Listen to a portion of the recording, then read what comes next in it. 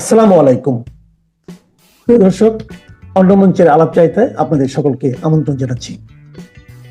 আজ আমাদের সঙ্গে অতিথি হিসেবে আছেন অস্ট্রেলিয়া প্রবাসী কলামিস্ট এবং লেখক জনাব অজয় দাশগুপ্ত। জনাব অজয় দাশগুপ্ত, আপনাকে আমাদের অনুষ্ঠানে স্বাগত জানাচ্ছি। আশা করি আপনি আমাকে শুনতে পাচ্ছেন। আমি শুনতে পাচ্ছি আপনাকে আপনাকে এবং অন্য মঞ্চের দর্শক শ্রোতাদের আমার ভালোবাসা ও প্রীতি জানাই। অজয় দা, আমাদের দেশের যে বর্তমান রাজনৈতিক অবস্থা, যদিও আপনি সবই জানেন, দূরে থেকে আসলে বেশি জানা যায়। তো আমরা যারা কাছে আছি, আমরা তো ঘটনার ভেতরে থেকে অনেক সময় বুঝতে পারি না। তো কতগুলি জিনিস এই মুহূর্তে খুব আলোচিত হচ্ছে, যেমন এটা জুলাই মাস। গত জুলাই মাসেই কিন্তু আন্দোলনটা শুরু হয়েছিল। বলতে গেলে সেভাবে বলতে গেলে যে আন্দোলনের 1 বছর আমরা ধরতে পারি।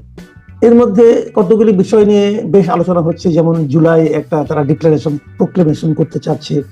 এটা নিয়ে সরকার করতে পারবে কি পারবে না। এর মধ্যে আবার দেখলাম যে এনসিপির নেতা নাহিদ ইসলাম বলছে এই সরকারের উপর তারা আর ভরসা করতে পারছে না এবং অগাস্টে তারা নিজেরাই ঘোষণা করে দিবে। তো এটা তো নিজেদের ঘোষণা করার বিষয় নয়, এটা তো একটা সামগ্রিক আন্দোলন ছিল। কোনো একটা দল ঘোষণা করলে কেমন হবে, সরকার যখন ঘোষণা করবে তার সঙ্গে সবাই সম্পৃক্ত থাকবে কি থাকবে না, সেটাও তো একটা আলোচনার বিষয়। এই জুলাই প্রোক্লেমেশনে যেটা হচ্ছে, তারপরে আপনার আরেকটা জিনিস যে রাজনৈতিক মত তৈরি করা সংস্কার বিষয়ে আমরা দেখছি কেবল মিটিং হচ্ছে, তাতেও কোনো ফল হয়তো আসছে না। তো এটা তো একটা বাস্তবতায় দাঁড়িয়ে আপনার কি মনে হচ্ছে আমাদের দেশের রাজনীতি আসলে সামনের দিকে কেমন যাচ্ছে? শুরুতেই আপনি একটা গুরুত্বপূর্ণ বিষয় উপস্থাপন করেছেন। তার আগে আমি একটা কথা বলতে চাই, পৃথিবীতে আপনি আমাকে আফ্রিকারও একটা দেশের নাম বলতে পারবেন না যেখানে ক্ষমতায় থাকা একজন মানুষ একটা ম্যাগাজিন নিয়ে, এবং সেই ম্যাগাজিন ধরা পড়লো আপনার এয়ারপোর্টে, নির্বিঘ্নে পার হয়ে গেল সহকারীকে দিয়ে। এখন তাহলে সিকিউরিটির প্রয়োজন কি? এবং আমি আরেকটা জিনিস, আমি গণমাধ্যমকে ধরেন, আমরা দীর্ঘ সময় ধরে গণমাধ্যমের সাথে আছি। আপনি তোয়াব ভাইয়ের অধীনে কাজ করেছেন, আমি তোয়াব ভাইয়ের অধীনে লেখালেখি করেছি, বজলুর রহমানের অধীনে লিখেছি, আহমেদুল কবিরের অধীনে লিখেছি। তো আমরা এদের কাছ থেকে যেটা শিখেছিলাম যে সাংবাদিকতা নিষ্ঠা এবং নিয়ম, কেজি মোস্তফা, আমি যদি নামগুলি বলি, যে একটা নিয়ম আছে, সন্তোষ দা কিংবা ধরেন যাদের কথাই বলি না কেন, একটা নিয়ম আছে, লেখাপড়া জানতে হয় মিনিমাম। আমাদের সাংবাদিকরা দেখলাম ম্যাগজিন এবং ম্যাগাজিনের তফাৎ বোঝে না। আমি প্রথম ভেবেছিলাম ও বোধহয় কোনো ম্যাগাজিন নিয়ে যাওয়ার সময় ধরা পড়েছে, পরে বুঝলাম it was a magazine, it's not magazine, right? এবং দেখেন, যেটা মুশকিল, যেটা আশ্চর্যের বিষয়, সেটা হচ্ছে এটা নিয়ে কেউ কোনো কথা বলছে না। এবং আপনি যেটা বললেন যে প্রোক্লেমেশন তো দূরের কথা, স্বরাষ্ট্র উপদেষ্টা বাচ্চা ছেলের মতো বলছে যে মোবাইল এবং কি যেন নিতে গিয়ে এটা না নিয়ে, চশমা এটা না নিতে গিয়ে এটা না নিতে গিয়ে এটা। এই জন্য আমি স্যাটায়ার করে বলেছি যে চাটগায় একটা কথা আছে, গুড়া খাওয়ার মতো আচার খান, মানে বাচ্চা ছেলের পেশাবে আচার খাওয়া। বুঝতে পেরেছেন? তো এটা তো অনেকটা তাই হয়ে গেল না? এটার তো একটা ডিক্লারেশন প্রয়োজন ছিল যে কেন এটা ঘটেছে এবং ভবিষ্যতে এটা ঘটবে না।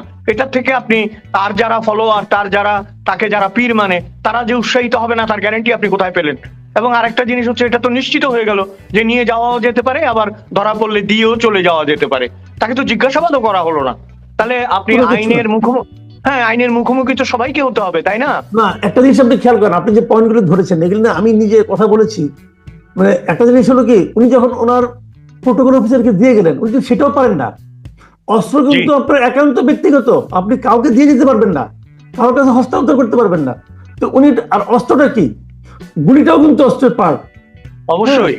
তো উনি যেটা পারেন না। আবার 2 নম্বর হলো, অস্ত্র আইনের নিয়মই আছে, যখন আপনি কোনো একটা অস্ত্র আপনার লাইসেন্স থাকবে, আপনি যখন দেশের বাইরে যাবেন তখন ওটাকে আপনার মালখানায় জমা দিয়ে যেতে হবে। এক্স্যাক্টলি। উনি এটা ঘরে রেখে গেছেন মানে। এবং আপনি যে কথাটা বললেন, খুব একটা গুরুত্বপূর্ণ কথা কিন্তু, যে একজন লোক স্বরাষ্ট্র মন্ত্রণালয়ের দায়িত্বপ্রাপ্ত ব্যক্তি, উনি আবার একজন লেফটেন্যান্ট জেনারেল ছিলেন, অবসরপ্রাপ্ত এখন। তো একজন লেফটেন্যান্ট জেনারেলের কথা আপনি শুনেন, মানে এটা কেমন মনে হয়? একটু পিছনে যান, promoted by Sheikh Hasina as a general.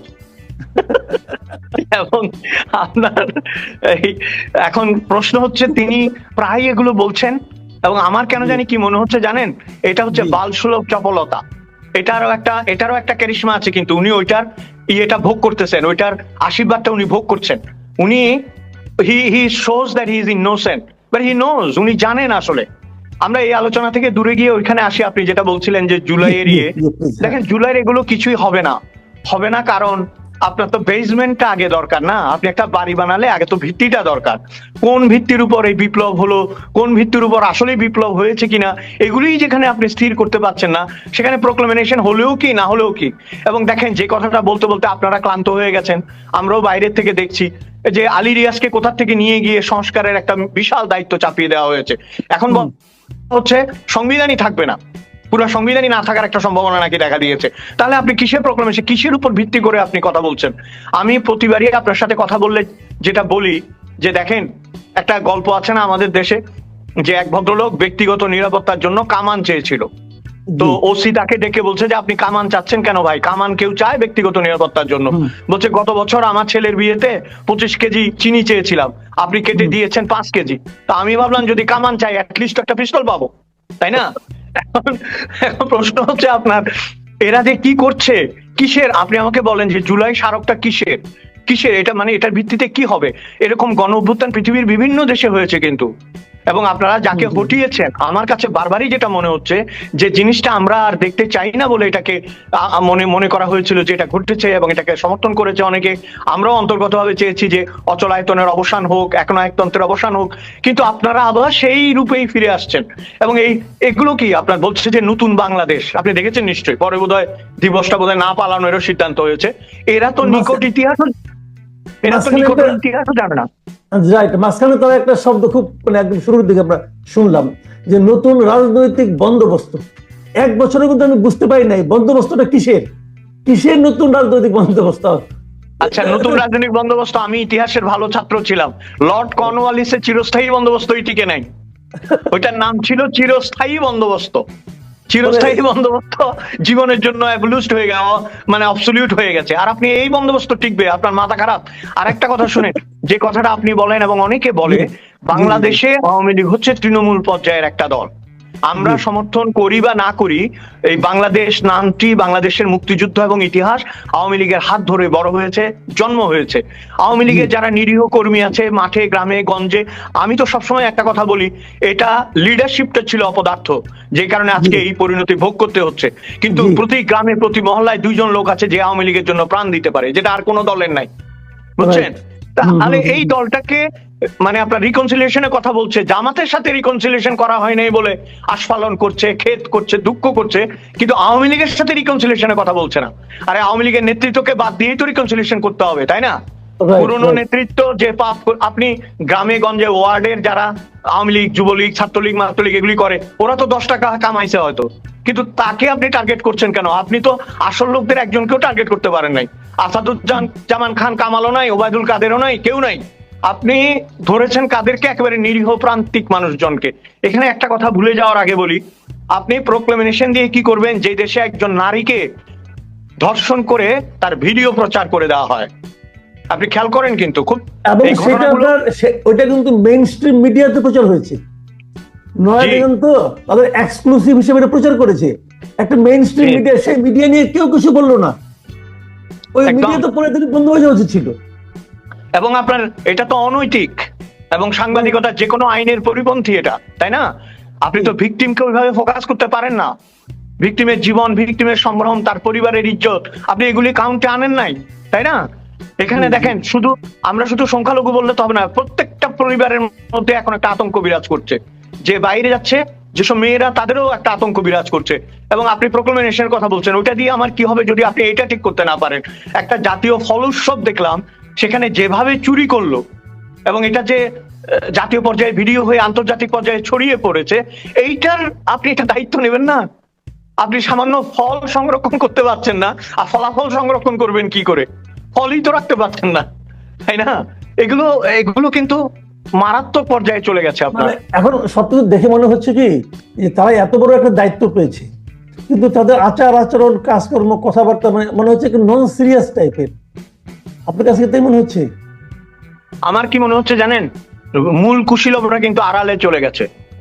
আমি নাম উল্লেখ করতে চাচ্ছি না, উপদেষ্টাদের অনেককেই আপনি আর দেখবেন না এখন ফোকাসে। এটাও ইচ্ছাকৃত, কিন্তু তারা তাদের ঘর গোছাচ্ছে এবং তারা তাদের কাজ করছে। সামনে যাদের ঠেলে দিয়েছে তারা হচ্ছে অর্বাচীন, এবং তারা প্রগল্ভ, এবং তারা খানিকটা মূর্খ। এই জন্য তারা যা মনে আসছে তাই বলছে। যারা নাটের গুরু, নাটাইটা যাদের হাতে, তারা পেছন থেকে গেলছে। আমি আপনি সুতো আর ঘুড়ি দেখতে পাচ্ছি, নাটাই কিন্তু দেখতে পাচ্ছি না এখন। এটা কিন্তু ভয়ঙ্কর। জি, তো এই অবস্থার মধ্যে আমরা কিন্তু জুলাই এসে পা দিলাম। এখন আরেকটা কথা বলা হচ্ছে যে নির্বাচন কবে হবে, অথবা আমি ওই দিন আমি নিজে একজনকে জিজ্ঞাসা করছিলাম যে ভাই নির্বাচন কি তাহলে ফেব্রুয়ারিতে হবে? উনি হেসে বলেন কি যে আদৌ কি হবে নির্বাচন? হ্যাঁ, আপনার কি মনে হয়? বাংলাদেশে আপনি আমাকে বলেন, হাতে গোনা 2-3টা নির্বাচন ছাড়া আর কোন নির্বাচন কি আসলে নির্বাচন হয়েছে?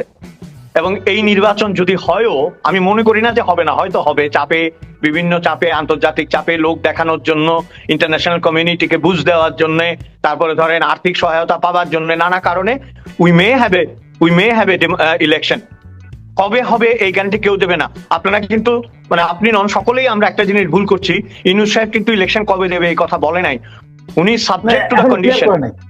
হ্যাঁ, উনি সাবজেক্ট টু দ্য কন্ডিশন। এইটা হলে এইটা হবে, এইটা হলে এইটা হবে, সংস্কার হলে হবে। তো সংস্কার কবে হবে কে জানে?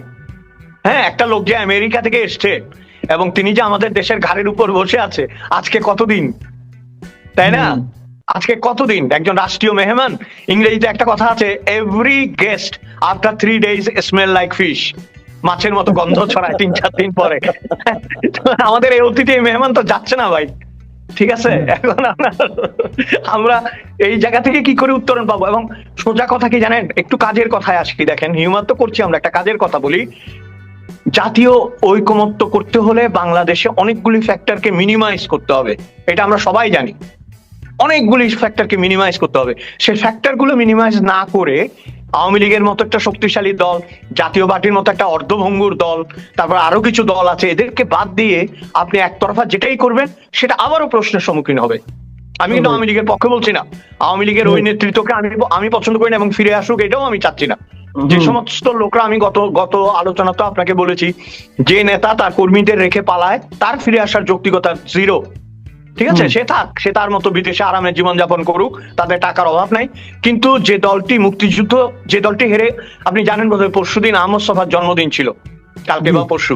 তো আহমদ ছফা একটা কথা দারুণ বলেছিল না, যখন আওয়ামী লীগ জিততে তখন তারাই জেতে, আর যখন আওয়ামী লীগ হেরে যায় তখন আমরা সবাই হেরে যাই। এই বাস্তবতাটা থেকে বেরোতে হলে একটা অন্য ধরনের রাজনীতির প্রক্রিয়া চালু করার কথা ছিল। কিন্তু আপনি যে কথাটা বললেন, দেখেন বয়সের কথাটা আমি গতবারও বলেছি, বয়সটা ফ্যাক্টর না, বয়স অনুযায়ী ম্যাচিউরিটিটা ফ্যাক্টর। এদের মধ্যে ম্যাচিউরিটির অভাব আছে, খেয়াল করেছেন? এবং ম্যাচিউর লোকজন যে কথা বলবে না, যে কাজ করবে না, ঠিক তাই করে চলেছে তারা। তাহলে ইমম্যাচিউর লোকজন দ্বারা একটা ম্যাচিউর রাষ্ট্র, যার বয়স 54 বছর, সে রাষ্ট্রটি চলবে কি করে? আমি তো এটাই ভেবে পাই না। আপনার আমাদের দেশে ধরেন কত বুদ্ধিজীবী, কত রাজনীতিবিদ, কত ধরনের অগ্রগণ্য মানুষ আছেন যারা লেখাপড়া করেন, দেশ বোঝেন, রাষ্ট্র বোঝেন, তাদের কাউকে আপনি সামনে দেখবেন না। এটা অত্যন্ত দুঃখজনক। কিন্তু রাষ্ট্রের কিছু ফেস থাকে, ফেস ভ্যালু থাকে, সেই লোকগুলোকে ক্রমাগত হটিয়ে দিয়ে কেবল একজন লোককে সামনে রেখেছেন, নোবেল বিজয়ী। ভাই, পৃথিবীতে যদি কেবল নোবেল বিজয়ী সামনে থাকতো তাহলে তো অন্য ইতিহাস হতো, তাই না? নোবেল তো নানা কারণে মানুষ পেতেই পারে, Nobel nothing but a prize only, তাই না? রবীন্দ্রনাথ তো 1913 সালে নোবেল পেয়েছেন, রবীন্দ্রনাথ তো কংগ্রেসের সভাপতি হন নাই, তাই না? রবীন্দ্রনাথ ভারতবর্ষ পরিচালনা করতে চান নাই, তাই না? রবীন্দ্রনাথের শান্তিনিকেতন নিয়েছিলেন। আপনার নোবেল আমরা মাথা নত করে স্বীকার করি, প্রথম পদ্মাবারের বাঙালি আপনি নোবেল পেয়েছেন। কিন্তু এখন যে কাজগুলো ঘটছে সেটা নোবেল এবং আপনাকে জিরো করে দিচ্ছে, এটা তো বুঝতে হবে, তাই না? জিরো হয়ে গেছে, now it goes to be minus only. অনেকে আপনি এটা শুনেছেন কিনা জানি না, আমাদের এখানে অনেকে কিন্তু এমন ধরনের কথা বলে যে নোবেল আপনার মিয়ানমারে যে নোবেল আহত হয়েছে আর আমাদের এখানে এখন নিহত হচ্ছে। এটা মন্দ বলে নাই, আমাদের এখানে নিহতই হয়ে গেছে। এবং শুধু ইয়ে নয়, আপনার দেখেন মানুষের যারা নোবেল পায়, আমি তার প্রতি শ্রদ্ধা রেখেই বলছি, তাদের আচার আচরণ কথাবার্তার মধ্যে কিন্তু ওজস্বতা থাকে, শুধু ব্যবসা থাকে না। ও আপনার একটা তেজ থাকে, কথার মধ্যে একটা অনুপ্রেরণা থাকে, ঐক্যের একটা ব্যাপার থাকে। হ্যাঁ, আপনি মিষ্টি করে হাসলেন এবং চুপ করে থাকলেন, এটাতে আসলে আমি জানি না, এটাতে আমার কথা হচ্ছে এটা রাষ্ট্র পরিচালনার জন্য এর কোনো প্রয়োজন নেই। আপনাকে কোথাও কোথাও দৃঢ় হতেই হবে। যারা রাষ্ট্র পরিচালনা করেছেন এবং যারা পারেননি, দেখেন না পেরেও কিন্তু নেলসন ম্যান্ডেলা একজন হিরো। তিনি রাষ্ট্র পরিচালনা করতে পারেননি, সরকার পরিচালনা করতে পারেননি, কিন্তু he is a national hero. কারণ তিনি জানতেন কখন নিতে হবে, কখন ছেড়ে দিতে হবে। আমাদের দেশে কখন নিতে হবে এটা জানে, ছেড়ে দিতে হবে কেউ জানে না, এটা ছাড়ার কথা কেউ বলে না। না, এবং যতক্ষণ পর্যন্ত তাকে তাড়ানো না হয় সে যায় না। এটা একটা অদ্ভুত জিনিস। কিন্তু উনি কাজটা যে পারছেন না এটাও বুঝছেন না। বুঝলেও বলছেন না। হ্যাঁ, বুঝছেন না, হয়তো টের পাচ্ছেন কিন্তু বলছেন না। হ্যাঁ। এবং এই না বলাটাই যে বলছিলাম না আপনার যে মানে নোবেল বিজয়ীদের অনেক বক্তব্য আছে যেগুলি উদ্ধৃত করলে সোজ হয়ে যাবে, সেই রকম উদ্ধৃতিও তো পাচ্ছি না আমরা। উনি যদি এগিয়ে এসে বলতেন যে রাষ্ট্রের এই কারণে, ঐক্যের কারণে, এই কারণে এইটা আমি করব, এই ধরনের কথাও তো বলছেন না, তাহলে আমরা ভরসাটা পাবো কোথায় আসলে? আমি একটা কথা আপনাকে বলতে চাই, আমাদের তো সময় সংক্ষিপ্ত, আমি একটা কথা বলতে চাই যে হ্যাঁ, আমরা পজিটিভ একদম শেষ পর্যায়ে বাংলাদেশ, চলে আসছি। হ্যাঁ, আমরা দ্য একদম শেষ পজিটিভ পর্যায়ে, হ্যাঁ। Bangladesh is too much needed now. আমি কাদের জন্য ভাবি জানেন? আমাদের জীবন কিন্তু আমরা যাপন করে ফেলেছি, জি। আমাদের জীবন আমরা যাপন করেছি, আমরা অনেক ইতিহাসের সাক্ষী, আমরা 75-এর সাক্ষী, আমরা আপনার নানা ধরনের অগণতান্ত্রিকতার বিরুদ্ধে ঐক্যের সাক্ষী, বাংলাদেশের উন্নতির সাক্ষী, বাংলাদেশের ক্রিকেটের সাক্ষী, অনেক কিছু সাক্ষী আমরা। যে বাচ্চাগুলো এখন বড় হচ্ছে তাদের কথা ভাবতে হবে। তারা কিশোর গ্যাং দেখছে, তারা মব দেখছে, তারা লুটপাট দেখছে, তারা দেখছে অস্ত্র নিয়ে বিমানবন্দর দিয়ে পার হয়ে যাওয়া যায়, তারা কোনো ঐক্য দেখছে না, আশা দেখছে না, ভবিষ্যৎ দেখছে না, চাকরি দেখছে না। এই ধরনের একটা বাংলাদেশের জন্য আপনি জুলাই বিপ্লব করেছিলেন। যে বিপ্লবী আপনি করেন, আপনি মানুষকে তো একটা ডেস্টিনেশন, একটা পথ, একটা গন্তব্যের কথা বলবেন। আপনি খেয়াল করেন গত 6 মাস অর্থনীতির কোনো খবর নেই, গত 6 মাস বিজ্ঞান